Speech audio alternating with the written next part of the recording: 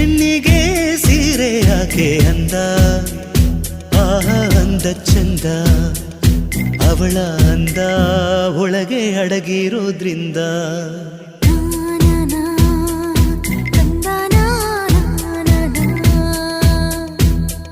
ಸೀರೆಯಲ್ಲಿ ಹೆಣ್ಣು ಬೆಣ್ಣೆ, ಬೆಣ್ಣೆಯಂತೆ ಕರಗಿ ಹೋಗೋ ಆ ಹೃದಯದಂತೆ.